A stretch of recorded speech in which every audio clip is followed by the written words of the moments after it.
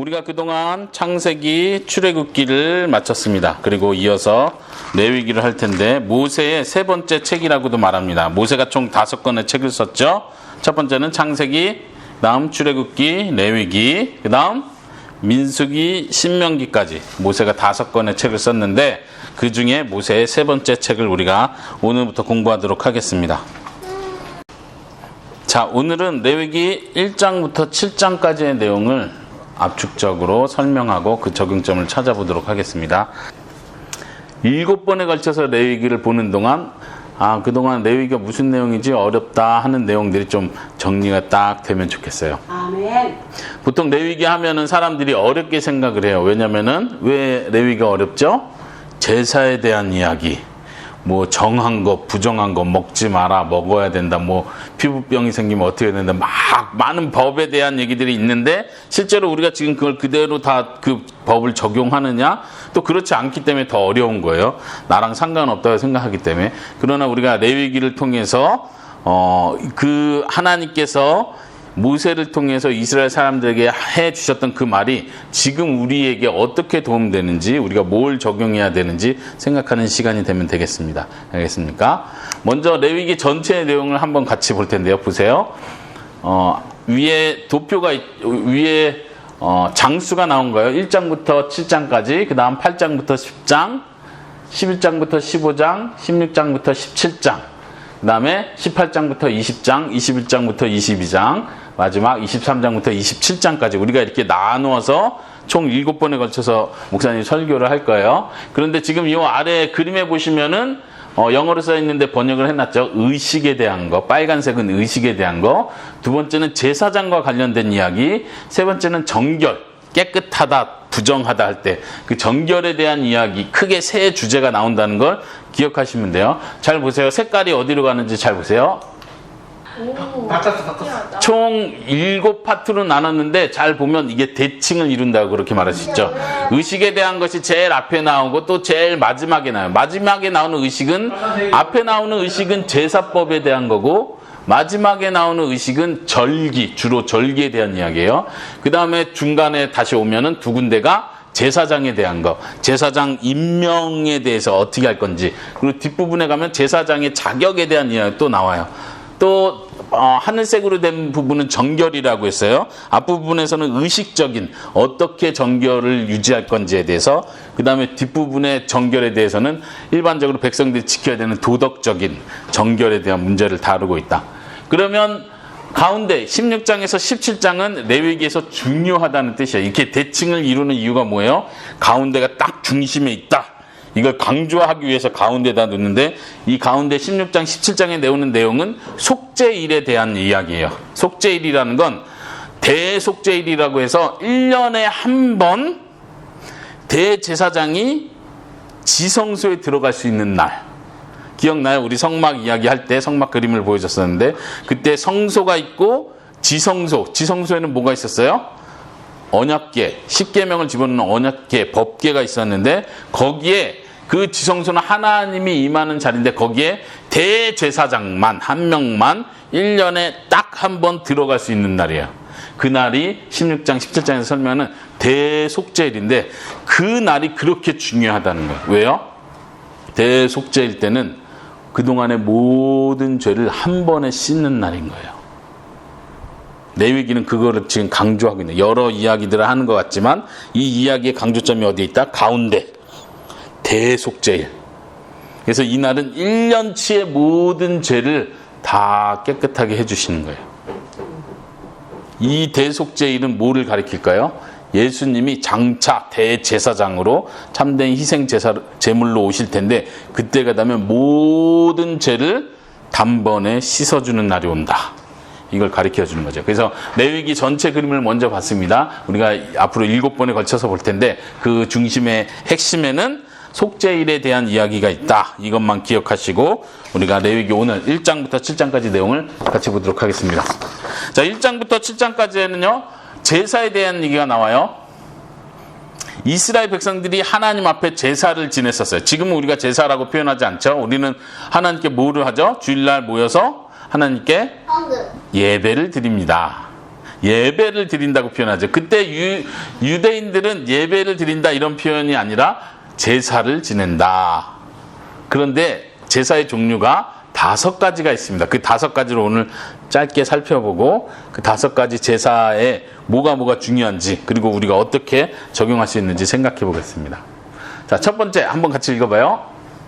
첫 번째 제사 이름은 번제. 두 번째 제사 이름은 소제. 세 번째 제사 이름은 화목제. 네 번째 제사 이름은 속죄제. 다섯 번째 제사 이름은 속건제. 네, 이렇게 되는 거예요.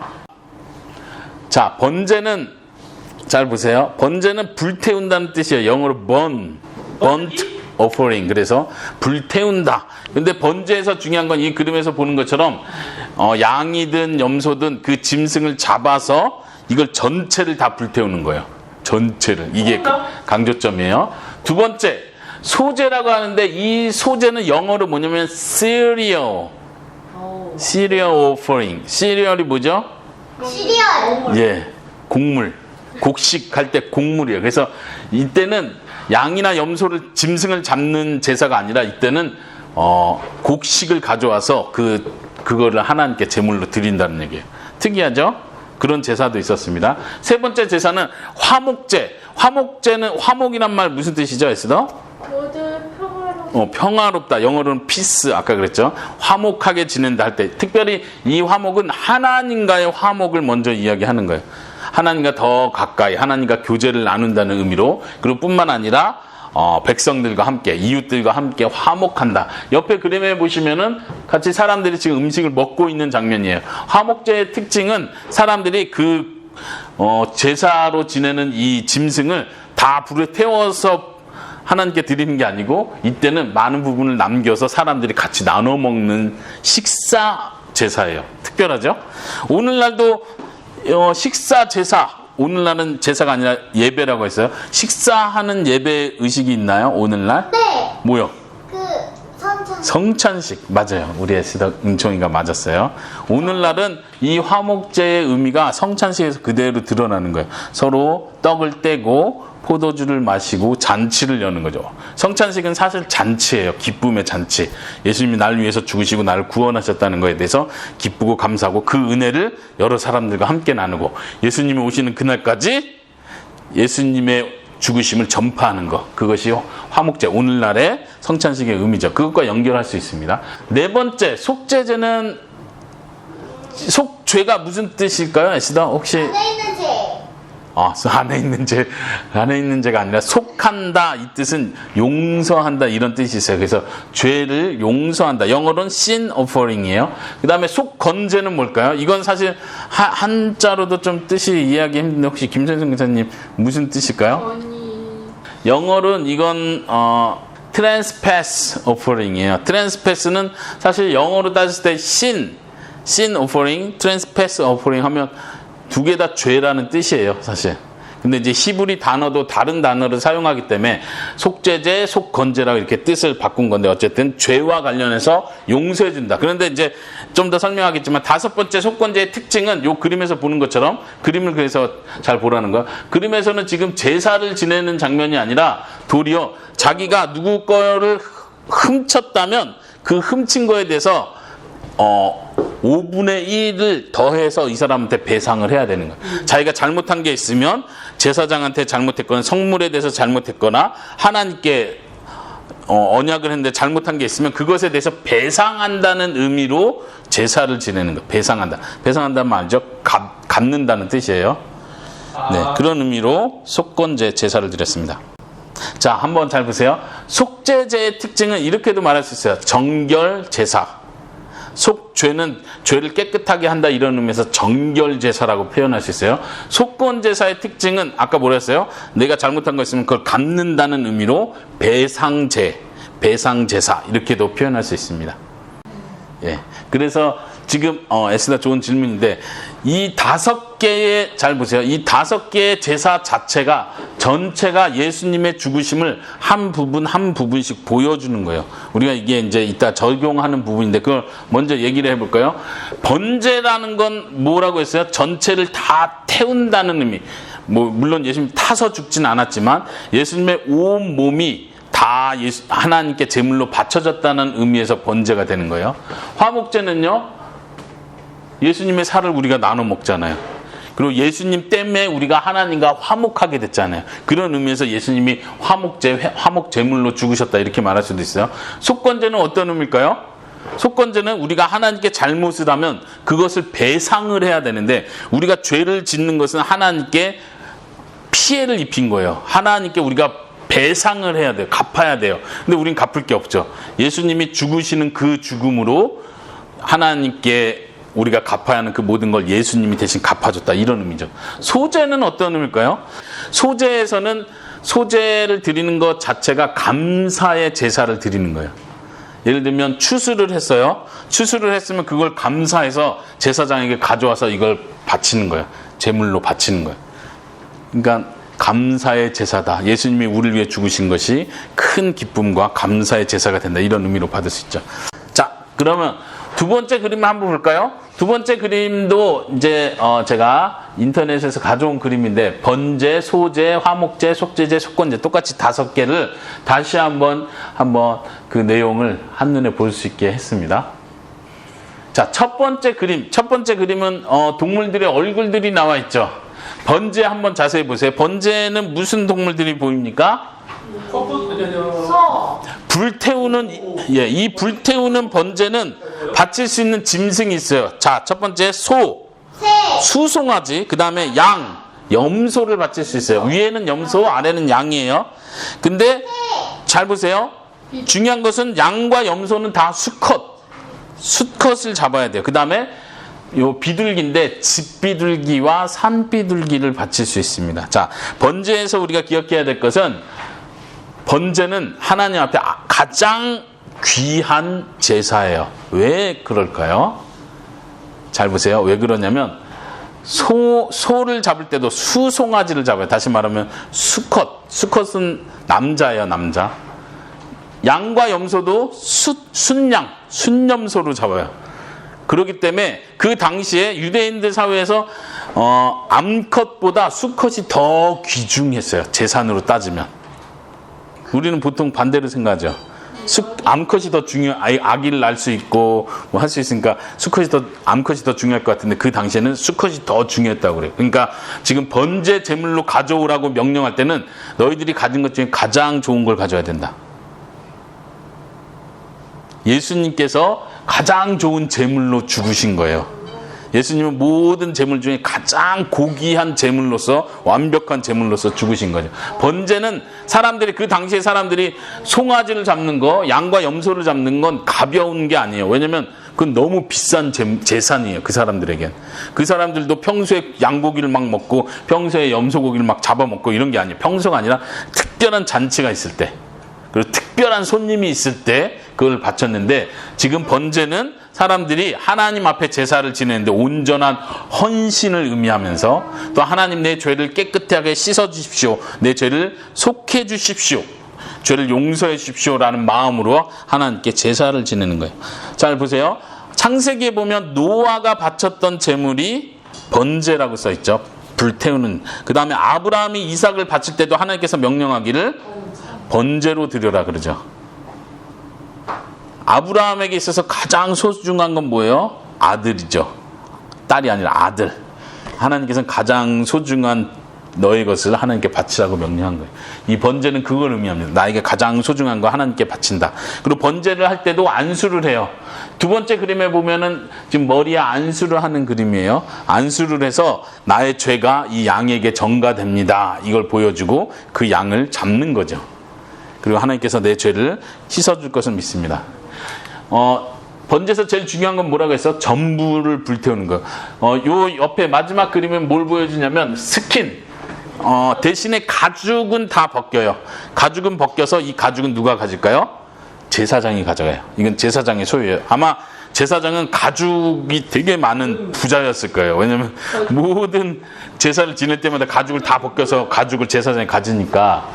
가죽만 빼고 전부를 다 불태운다. 그래서 온전한 헌신을 의미한다. 온전히 하나님께 드려진다. 예수님의 온전한 제물로 온전히 하나님께 드려진 것을 우리가 볼 수 있습니다. 그리고 출애굽기 24장에서도 언약식을 할 때도 하나님께서 번제와 화목제를 드려라 이렇게 말씀하세요. 예. 두 번째로 넘어가서 소제는 아까 곡식이라고 했습니다. 곡식 그림을 보여주고 있고요. 그 곡식을 제사장에 가져옵니다. 두 번째 그림이고요. 세 번째 그림을 한번 보세요. 세 번째 그림은 제사장이 뭐 이렇게 하고 있죠.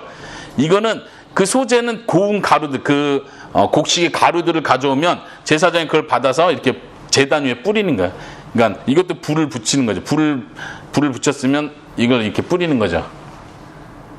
그리고 이 한 움큼을 뿌리는 거예요.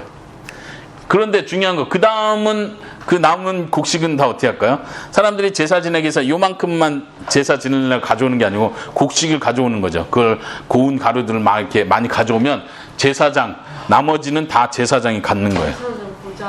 속죄제의 특징 중에 하나는 하나님이 이건 제사장을 먹이기 위해서 특별히 곡식을 가져오라고 하는 거예요. 하나님은 이렇게 가루로만 받지만 나머지는 다 제사장의 몫이다. 그러니까 제사장은 특별히 일을 하지 않았기 때문에 이 소제를 통해서 먹을 것을 다 비축받는 거예요. 물론 아까 말한 가죽도 없고 또 다른 제사에서 특별히 화목제에서도 제사장의 몫으로 고기가 돌아와요. 고기도 먹을 수 있는 거죠. 제사장은. 하나님 그것까지 다 생각하신 거예요.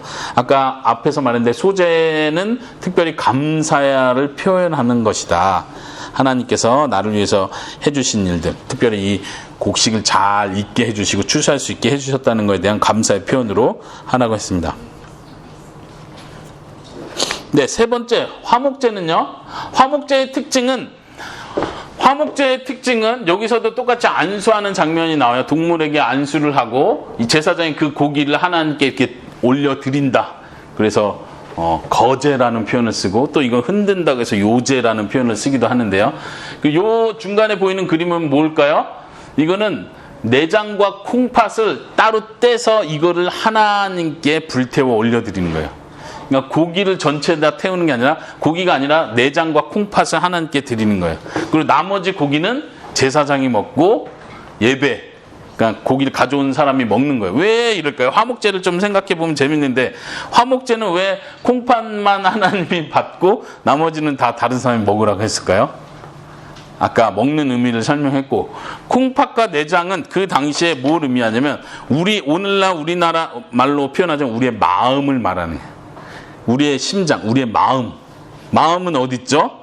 우리의 심장에 있잖아요. 마치 그 당시 표현을 하자면 심장을 떼서 하나님께 심장만 불태워 올려드리는 거예요. 그리고 나머지 고기는 사람들이 먹는 거죠. 자, 화목제에서는 수컷, 암컷을 다 할 수 있어요. 그리고 양도 수컷과 암컷을 다 할 수 있어요. 그러니까 좀 여유가 있는 거죠. 그리고 재밌는 것은 화목제는 의무적인 제사가 아니에요. 선택할 수 있는 거야. 하고 싶으면 기쁜 마음으로 하겠다 하면 자원하는 마음이 있으면 화목제를 드리는 거예요. 그러니까 하나님께서 화목제에 대해서는 자유롭게 열어놓은 거죠. 제사라고 해서 무조건 다 규칙대로 해가지고 의무만 있는 게 아니라 자원하는 사람 조금 더 할 수 있는 거예요. 재미있는 것은 화목제에서는 흠이 있는 제물도 바칠 수 있다. 자, 보세요. 위에서부터 번제, 소제, 화목제는 하나님께서 말씀하신 이 고기를 태워 올릴 때 이 향기가 하나님께 향기로운 냄새가 된다. 이런 표현을 써요. 향기로운 냄새가 된다는 거 하나님이 그걸 받으신다는 뜻이에요. 하나님이 그 고기 냄새를 좋아하신다는 거죠. 마치 이 음식 너무 냄새가 좋은데 먹음직스러운데 하는 것과 같은 하나님의 모습을 보여주는 거예요. 하나님이 실제로 먹은 건 아니죠. 하나님이 동물을 먹어야 배불러지는 건 아니에요. 그럼에도 불구하고 번제, 소제, 화목제는 그 당시에 많은 다른 나라들에서 행하던 제사들과 공통적인 점 중에 하나는 그때 사람들도 신에게 바친다는 생각으로 이 양을 신에게 바친다는 생각, 신이 내려오셔서 밥을 먹겠지라는 생각으로 제사를 지냈다면 이스라엘 나라도 형식은 굉장히 비슷한 것 같아요. 그러나 하나님께서는 분명히 내가 이 고기들을 먹는 게 아니다라고 분명히 말씀하십니다. 그리고 사람들은 반대로 내게 가장 귀한 것을 하나님을 대접한다는 마음, 마치 손님, 귀한 손님이 이 장막 가운데, 성막 가운데 내려오셨는데 내게 가장 귀한 것은 하나님께, 그 손님께 드린다는 마음으로, 공경하는 마음으로, 섬기는 마음으로 이 제사를 지내게 했다는 얘기예요. 그리고 네 번째, 다섯 번째, 속죄제와 속건제는 아주 특징이 있습니다. 이것은 향기로운 냄새다 이런 표현을 하지 않고 이것은 죄를 속해준다 이런 개념으로 하나님께서 말씀하신대요. 속죄제의 특징은 뭐냐면 세 번째 그림을 보세요. 뭐를 보여줍니까? 이거 뭐예요? 피. 속죄제를 생각할 때 여러분이 딱 생각해야 될 것은 피를 뿌리는 일이에요. 다른 데에서는 이런 행위가 없는데 속죄제에서는 피를 뿌리는 행위가 있어요. 이제 우리가 세례 줄 때 물을 뿌린다는 것도 이런 의미예요. 뿌린다는 것 자체가 정결케 한다는 의미, 깨끗하게 한다는 의미죠. 맑은 물을 뿌려서, 이게 이제 에스겔서에 나오는 표현, 맑은 물을 뿌려서 정결케 한다. 그리고 성령이 임한다. 그래서 예수님께서 니고데모와 대화하실 때 물과 성령으로 거듭나야 된다 이런 표현할 때 맑은 물을 뿌리는, 그래서 정결케 하는 걸 의미하는 표현이에요. 속죄제 하면 생각해야 될 거, 피를 뿌린다. 그런데 이 피를 뿌리는데 아주 특이한 점이 있어요. 그걸 좀 설명해 볼게요. 자, 속죄제를 쭉 읽다 보면은 제사장의 죄에 대해서, 제사장이 죄를 지면 어떻게 할 것인가, 그 다음에 회중들, 이스라엘 백성 전체적인 회중의 죄를 졌을 때 어떻게 할 것인가, 그 다음에 족장이 죄를 졌을 때 어떻게 할 것인가, 리더들, 지도자들이 죄를 졌을 때, 그 다음에 평민이 죄를 졌을 때, 일반 백성이 죄를 졌을 때 어떻게 할 것인가를 이야기하면서 속죄제에서는 이 피를 뿌리는 장소가 달라져요. 자, 먼저 제사장이나 이스라엘 백성 전체가 죄를 졌다. 그럼 어디에다 피를 뿌리냐면, 성소가 있으면 지성소 들어가기 바로 전에, 지성소 바로 들어가기 전에 분향단이 있죠. 향을 피우는 것. 그곳까지 들어가서 피를 뿌려요. 그 다음에 일반 백성이나 지도자가 죄를 졌을 때는 그냥 재단에다 풀을 뿌린다는 거예요. 자, 제사장이 죄를 지면 죄가 클까요? 작을까요? 커요. 제사장이 죄를 지면 죄가 커지는데, 레위기를 통해서 계속 가르쳐주고 배우는 내용이 뭐냐면, 잘 보세요. 이건 오늘날 우리에게 적용할 수 있는 부분이에요. 너가 죄를 지면, 따라해보세요. 너가 죄를 지면 성소가 더러워진다. 성소가 더러워. 오늘날 그런 뜻이 통하나요? 성소가 어디예요? 오늘날은 우리 몸이 성소라고 했죠. 우리가 죄를 지면 우리가 더러워지는 거죠. 그걸 깨끗하게 피로 씻어야 되죠. 구약 레위기에서 특별히 그걸 잘 보여줘요. 이스라엘 백성이 죄를 지면 이 성소가 더러워진다는 거예요. 그런데 제사장, 아주 중요한 역할인 제사장이 죄를 지면 이 성소의 핵심 부분이 더 더러워진다는 거예요. 그리고 속죄일, 대속죄일 때는 대제사장이 한번 어디로 들어간다고 했어요? 지성소로 들어가요. 1년에 모든 죄를 졌을 때는 성소가 얼마나 더 더러웠겠어요. 그래서 1년에 한 번 지성소로 들어갈 때는 이 언약궤에다 피를 뿌려요. 자, 다시 제사장이 지면 요 앞에 분향단 앞에다 피를 뿌리고, 일반 백성이 죄를 지면 제단, 이 뿔에다가 피를 뿌리고 혹은 바릅니다. 이 바르는 건 뭐 의미예요? 더러워진 성소를 깨끗하게 한다. 더러워진 성소를 깨끗하게 한다는 걸 보여준다는 것입니다. 그래서 죄를 깨끗하게 한다. 그래서 정결 제사라고도 했습니다. 마지막 속건제를 다시 한번 보겠습니다. 속건제의 특징은 아까 설명했어요. 5분의 1을 더해서 배상을 해야 돼요. 여러분들 마태복음에 보면 예수님이 이런 말을 해요. 너희가 성전에 예물을 가져오기 전에 이웃에게 잘못한 것이 생각난 것은 가서 화목해라 먼저. 지금 이게 속건제를 설명하는 거예요. 속건제는 단순히 와가지고 하나님 잘못했습니다 용서해 주세요 하는 문제로 되는 게 아니라, 자기가 지은 잘못에 대해서 누군가에게 쫓아가서 그걸 그대로, 예를 들면 양 한 마리를 훔쳤으면 양 한 마리를 그대로 갖다 주고 양의 5분의 1을 하나 더 더해서 줘야 된다는 얘기예요. 5분의 1, 그러니까 2배는 아니죠. 하나 더하기 1 플러스 5분의 1 더해서 주라는 얘기예요. 이제 몇 가지 얘기는, 성물, 거룩한 물건에 대해서 죄를 졌을 때도 5분의 1을 더해서 제사장에게 줘라. 또 하나님의 계명 중에 모르고 실수로 죄를 졌을 때도 이 제사를 지내라. 그리고 혹은 거짓 맹세를 할 때, 거짓말하고 거짓 맹세를 했을 때도 5분의 1을 더해서 배상을 하고 배상을 한 다음에 하나님께 제사를 지내라는 거예요. 여기 속건제에서 보여주는 건 뭐냐면 모든 죄가 하나님께 대한 죄라는 걸 보여주는 거예요. 내가 이 사람한테 잘못했으면 이 사람한테 가서 미안해, 내가 갚아줄게 하고 갚아주면 해결됐잖아요. 근데 해결된 게 아니라는 거예요. 그거 먼저 하고 그 다음에 하나님께 와서 제사를 지내라는 거예요. 다시 모든 죄는 누구에게 대한 것이다? 하나님께 짓는 죄다. 아까 속죄제에서는 그걸 보였죠. 모든 죄는 이 성소에 대해서 성소를 더럽히는 죄다.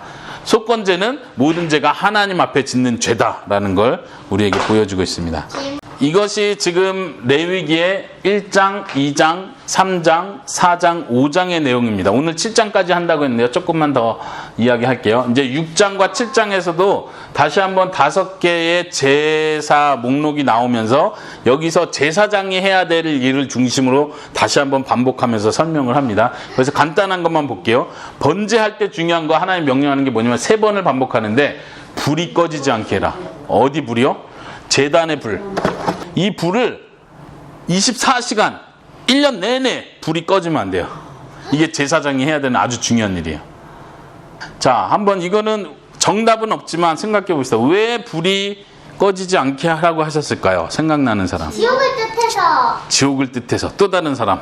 다른 생각 계속 한번. 하나님이 그 말씀 중에 하나님이 불 꺼지지 않는 불씨처럼 뭐 지켜보고 있었단가? 지켜주고 있었다. 하나님을 표현한다. 네. 하나님도 하나님 살아계신 표현한 건가?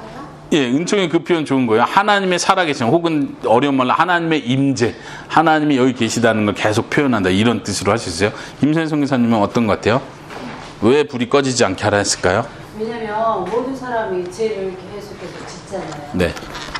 그러면서 본세를 드려야 돼요.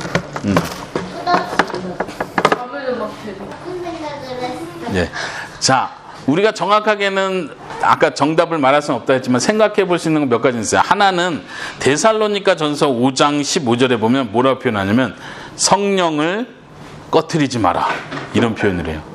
성령을 꺼트리지 마라. 어쩌면 그때 불도 성령의 불을 의미하지 않았을까 이렇게 생각할 수 있는 거고요. 또 하나 재밌는 것은 이제 성막을 하고 이 제사법을 다 가르쳐주고 나서 첫 번째 제사를 지내는 장면이 나와요. 출애굽기 때는 성막을 딱 완성하고 나서 하나님의 영광이 성막에 쫙 가득 들어왔잖아요. 그래서 어떻게 했어요? 모세가 들어갈 수가 없었잖아요.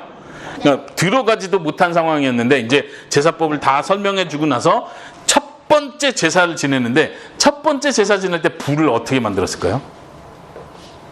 첫 번째 제사는 하나님이 불을 내려줬어요. 잘 보세요. 그래서 불이 붙었을 거 아니에요. 그리고 그 불을 계속 유지하는 거예요. 하나님이 내린 불을 이들이 한평생을 유지하는 거예요. 어떻게? 놀랍잖아요. 그러면 이동할 때마다 하나님이 또 내려주시고 이동할 때도 그 불을 꺼트리면 안 되는 거예요. 불씨를 가져가는 거지. 이렇게. 아브라함이 이삭을 바칠 때 보면은 이렇게 해가지고 연기 나는 걸 가져가잖아요. 이게 불씨예요. 불씨를 거기서 부싯돌질을 못하고 불씨는 항상 가지고 있는 거예요. 하여튼 중요한 생각입니다. 그런 하늘에서 내린 불이라는 의미도 또 성령을 의미할 수 있겠죠. 그런 의미에서도 어쨌든 하나님께서는 불씨를 꺼뜨리지 말라. 번제에서 제사장들에게 강조하는 거예요. 두 번째, 소제에서 제사장들에게 강조하는 건 소제물을 먹어라. 그렇죠? 이 곡식들이 제사장의 몫이라 그랬죠. 그런데 중요한 건 이 소제물이 거룩하다. 그래서 이 소제물을 만지는 자마다 거룩해진다 이렇게 표현해요. 하나님께 드려졌기 때문에 거룩하다는 거예요. 제사장들은 그걸 계속 만져야 되겠죠. 제사장들에겐 거룩해지는 특권이 있다는 걸 특별히 보여줍니다. 속죄제에서 제사장에게 명령하는 건 그 속죄제의 고기를 제사장은 먹을 수 있다. 그리고 고기에 접촉하는 자는 거룩해진다. 이것도 마찬가지예요. 속죄제는 제사장이 먹는데 이 제사의 고기를 먹음으로써 거룩해지는 거예요. 이건 반대로 말하면 다른 일반 백성 함부로 만지지 마라. 이건 특별히 구별된 거다. 이런 의미죠. 오늘날 이 속죄제 고기를 먹는 의미에서 성찬을 생각할 수 있다고 했어요. 성찬 속에서 누가 이 고기를 먹을 수 있느냐? 예수님의 살을 누가 먹을 수 있느냐? 제사장만 먹을 수 있다. 이걸 생각할 때 우리가 성찬에 참여하는 게 얼마나 귀한 건지 생각할 수 있는 거죠. 그리고 이 예수님의 살 때문에 우리가 거룩해진다는 걸 생각해야 됩니다. 속건제에서 제사장에게 명령하는 특징은 여기서도 제사장이 먹는다 이런 표현을 합니다. 또 화목제 마지막 화목제는 재밌는 건 아까 화목제는 같이 먹는 음식, 먹는 축제, 잔치의 제사라고 그랬는데 특별히 화목제에서 감사제 그리고 서원제 혹은 자원제가 있습니다. 감사제에서 나온 제물, 고기는 그 당일날 다 먹어야 돼요. 그리고 서원제나 자원제에서 나온 고기는 그날 다 못 먹으면, 양이 너무 많아서 다 못 먹으면 두 번째 날, 이튿날까지는 다 먹어야 돼요. 3일째 때 먹으면 안 된다. 하나님이 이렇게 명령해요. 여기서 중요한 질문이 있습니다. 왜 하나님께서는 화목제의 제물을 이렇게 하루 아니면 이틀, 너무 많으면 일주일 동안도 그냥 잘 보관했다가 또 먹고 나중에 또 먹고 천천히, 아까우니까 고기가 귀하다 했잖아요. 그러니까 천천히 먹으면 안 돼요. 왜 당일날 다 먹으라 하고 이튿날까지 다 먹으라 했을까요? 이게 질문이에요. 왜 그랬을까요? 이거 살리려고? 고기가 썩어. 썩기 때문에. 썩는 것을 하나님이 원치 않으셨다. 냄새. 그거 중요한 표현이에요. 아니 냄새 아니에요 냄새? 냄새? 네. 그게 썩는다는 뜻이죠. 냄새는 어떤데? 또 다른 사람 왜 이렇게 빨리 먹으라고 말씀하셨을까요? 또 빨리 먹으라 하니까 생각나. 이집트 나올 때 오, 그랬었잖아. 동이. 그게 생각나요? 네네. 빨리 먹어. 예, 근데 그거랑 약간 화목이랑 좀 예, 좀 매치는 안 되지만 어쨌든 6월절 때도 그 날까지 다 먹으라 그랬죠. 다음 날 남는 건 불태우라 그랬어요. 예, 6월째 때그 남은 음식을 이웃과 나눠 먹었잖아요. 네. 그러듯이 하나님께서 같이 화목이라는 게 서로 완전히 동그래. 서로 평화를 이루는 거잖아요. 네, 그렇죠. 아까 에스더가 6월절과 연결을 시켰는데 그것도 비슷해요. 6월절 때도 양을 잡으라고 하고 양 한 마리에 가족이 다 못 먹으면 어떻게 하라 그랬어요? 출애굽기 12장에 보면 이웃 사람을 불러와서 이 양 한 마리를 잡아라. 그러니까 이 양 한 마리가 몇 명이 먹을 수 있는지 뭉치는 거예요. 그러니까 뭐 3-4명이 양 한 마리를 다 먹을 수 없는 거예요. 4-5명이 양 한 마리를 다 못 먹는 거예요. 그러니까 이웃을 뭉쳐서 몇 명 이렇게 모이면 한 마리를 잡으라는 거죠. 이웃을 초대하는 거에 대한 이야기를 해요. 그래서 출애굽기 때도 설명했지만 단지 이스라엘 사람만 구원받는 게 목적이 아니라 심지어 이웃에 있는 이집트 사람들까지 하나님은 생각하고 계신 거예요. 그래서 이방인들을 위한 법도 그때 만들고 나그네도 동일한 법으로 적용해라 이렇게 말씀했는데 여기 화목제도 아까 사모님이 표현한 것처럼 같이 나눠 먹는다는 의미예요. 그런 의미에서 당일날 먹으라는 건 우리 가족만은 다 못 먹는 거예요. 내가 제사장한테 고기를 다시 받아온 거예요. 내가 죽이려고 비싼 양을 데리고 갔는데 제사장이 죽이고 나서 이 화목제는 다시 가져가십시오. 그러니까 감사합니다 하고 가져와서 야, 이 고기 우리 가족끼리 일주일 동안 먹자 이게 아니라 친구를 초대하라는 당일날 다 먹을 수 있도록 이 감사의 기쁨을 같이 나눠라 그런 의미가 있다는 것을 우리가 생각하면 좋겠습니다. 네, 7장까지 우리가 이야기를 꺼냈습니다. 우리가 적용해야 될 것 딱 2가지만 생각해 보도록 할게요. 자, 첫 번째는 이 제사를 배우면서 하나님께서 예수님을 이 땅에 보내시고 우리의 죄를 깨끗하게 해주시기 위해서 하나님의 어린 양으로 예수님을 죽이셨다는 것. 그래서 여러분들이 기억하시기 바랍니다. 모든 제사, 아까 처음에 살펴봤지만 5가지의 이 제사 종류가 예수님의 죽으심을 각 단면적으로 한 명씩 풍성하게 예수님의 죽으심의 의미를 보여주고 있습니다. 단순히 그냥 속죄제만 예수님이 속죄제로 죽었구나 이렇게 생각하는 게 아니고 예수님 우리의 화목제다 할 때 화목제물만 되셨구나 이렇게 생각하는 게 아니라 이 5가지 제사 전체가 예수님의 죽으심의 의미를 풍성하게 보여준다. 이것을 여러분들이 생각하시기 바랍니다. 요한복음 1장 29절에는 세례 요한이 말하기를 세상 죄를 지고 가는 하나님의 어린 양이다 이렇게 말씀하셨습니다. 또 히브리서 7장에서는 예수님께서 단번에 이 모든 제사를 완성시키셨다. 단번에 모든 죄를 깨끗하게 하셨다. 그러니까 다시 계속해서 이 제사를 반복할 필요가 없는 거죠. 구약시대에는 예수님이 올 때까지 계속해서 가장 값진 양을 제물로 바쳐야 돼요. 그 값진 양을 바쳐도 하나님께 우리가 죄 지은 게 깨끗해질 수 없고 완전하게 배상될 수 없지만 예수님이 너무 가치가 크셔서 한 번 죽으심으로 모든 죄를 깨끗하게 해주셨다는 거예요.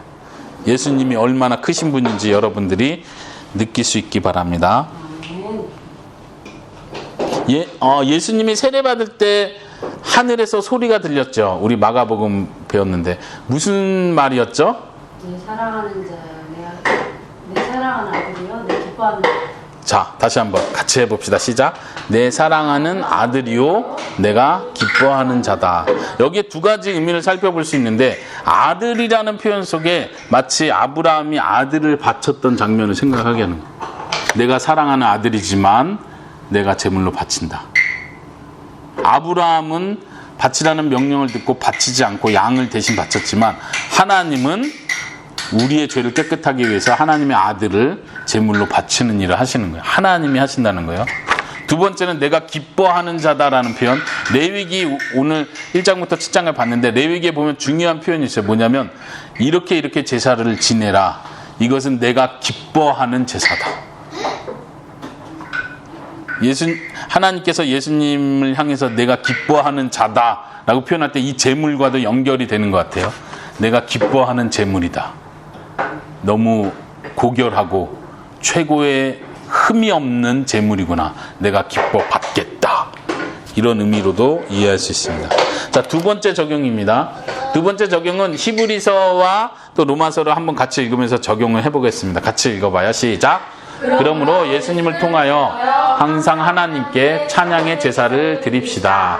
이는 그분의 이름을 증언하는 우리의 입술의 열매입니다. 다른 사람들에게 선을 베푸는 일을 잊지 마십시오.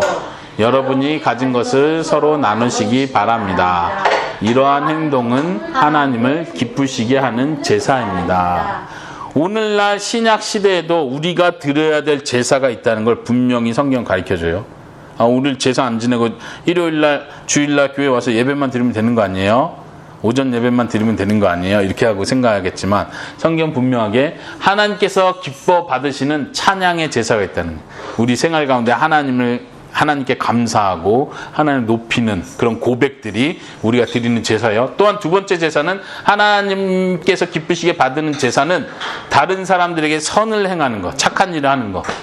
여러분들이 가진 것을 나누어 주는 일들, 이거는 하나님이 받으시는 제사다. 하나님이 그걸 기뻐한다는 거예요. 아까 화목제물에서 이야기했죠. 우리 가족만 맛있게 먹으면 되지. 이게 아니라 내가 받은 것을 감사함으로 다른 사람들과 나눌 수 있는 것, 선을 행하는 것, 하나님이 명령하고 기뻐하시는 제사입니다. 두 번째, 로마서 12장을 읽어볼 텐데요. 여기서도 하나님이 기뻐하는 제사가 어떤 것인지 설명해 줍니다. 같이 읽어봐요. 시작. 그러므로 성도 여러분, 나는 하나님의 자비로서 여러분에게 권합니다. 여러분의 몸을 하나님을 기쁘시게 하는 거룩한 살아있는 제물로 드리십시오. 이것이야말로 여러분이 마땅히 드려야 할 영적인 예배입니다. 로마서 12장에서 가르쳐주는 것은 우리의 몸을 하나님을 기뻐하는 제물로 바치십시오. 예수님을 보면서 내가 너를 기뻐한다 말한 것처럼 하나님께서 우리를 보면서 너의 생활, 너가 말하는 거, 너가 살아가는 걸 보니까 살아있는, 죽여서 제물을 바치라는 얘기가 아니죠. 아브라함한테 아들을 죽여서 불태워라 이렇게 말한 게 아니라 살아있는 제물이에요. 우리의 생활하고 살아서 움직이는, 말하는, 행동하는 모든 것이 하나님의 제물이라는 얘기예요. 그 제물은 뭘 의미해요? 너가 말할 때 하나님을 기쁘게 하고 있는가? 너의 그 행동이 하나님을 기쁘게 하고 있는가? 그렇다면 그걸 하나님이 받으신다는 거예요. 이것이 우리가 마땅히 하나님께 드려야 될 영적인 예배입니다. 합당한 예배입니다. 우리가 레위기를 공부하면서 앞부분 1장부터 7장이 사실 제사를 설명해서 복잡하고 어려운 부분인데 우리가 이렇게 적용을 해봅니다. 하나님께서 구체적인 것을 명령하셨고 이 속에서 예수님이 어떻게 드러나는지를 우리가 볼 수 있게 해주셨고 또 오늘날 우리에게도 똑같이 너희가 하나님께 드려야 할 제사가 있다.